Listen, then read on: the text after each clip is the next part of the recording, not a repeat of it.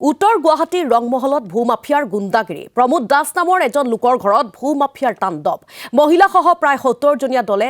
জাঠি Jung লৈ চলাইছে আক্ৰমণ ধ্ৰুৱজ্যোতি চৌধুৰী নামৰ ভূমাফিয়াৰ বিৰুদ্ধে এক গুৰুতৰ অভিযোগ উঠিছে নিশা পৰিয়ালটোৰ লোকক ঘৰত আবদ্ধ কৰি তাণ্ডৱ চলাই ভূমাফিয়াই জেচিবিৰে মহতিয়াই নিলে প্ৰমোদ দাসৰ বাসগৃহ আৰু সীমাৰ দেৱাল দলটোৱে পকী দেৱাল ভাঙি টিনৰ বেৰাৰে মাটি দখলৰ চেষ্টা চলোৱাৰ অভিযোগ তুলিছে ইফালে ঘটনাস্থলীত আৰক্ষী উপস্থিত হোৱাৰ পিছতেই দলটোৱে পলায়ন কৰে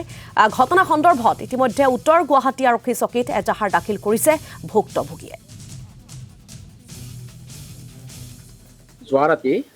14 তাৰিখ আছিল ৰাতি আমি শুইছো তেতিয়া তাৰপিছত ৰাতি 12টামান বজাত আমাৰ ঘৰত কুকুৰকেইটা বহুত ভুকিছে তাৰপিছত বহুত কিবা শব্দ শুনিছো জেচিবিৰ কিবা ভাঙি থকাৰ দৰে এইফালে ওলাই আহি চাওঁ যে ইয়াতে মানে আমাৰ ঘৰৰ কেম্পাছৰ ভিতৰত এইফালে জেচিবি সোমাই আহিছে আৰু কমেও 20-25জনমান মানুহ সোমাই আহিছে সোমাই আহি হুলস্থুল কৰিছে হাতত চবৰে জাঠি জোং লাঠি লৈ আছে পিছত গম পালো যে 20-25জন নহয় 10-15খনমান গাড়ী লৈ আহিছে 70জনমান লৈ আহিছে জেচিবি সোমাই আহিছে আহি আমাৰ গোহালি ঘৰ বা এনেকৈ আৰু দুটা মান অস্থায়ী ঘৰ ভাঙিছে ৱালখন ভাঙি সোমাই আহিছে অস্থায়ী ঘৰখিনি ভাঙিছে ভাঙি মাটি দখল কৰিব লৈ আহিছিলে বেলেগ কথা এনেই আমাৰ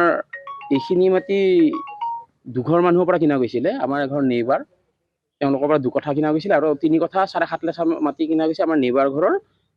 বড়োতাকৰ ঘৰৰ পৰা তেওঁলোকৰ যিটো বড়োতাকৰ ল'ৰা যিজনৰ পৰা আমি 3 কঠা 7.5 লাখ কিনিছিলো তেওঁৰ নামটো হৈছে ধ্ৰুৱজ্যোতি চৌধুৰী আৰু তেখেতৰ দেউতাক হৈছে স্বৰ্গীয় গোলক চৌধুৰী আৰু আনজন স্বৰ্গীয় উমেশ চৌধুৰী তেখেত ঢুকাইছে মানে খুৰাকজন দখল কৰিব আহিছিলে আপোনাৰ ধ্ৰুৱজ্যোতি চৌধুৰী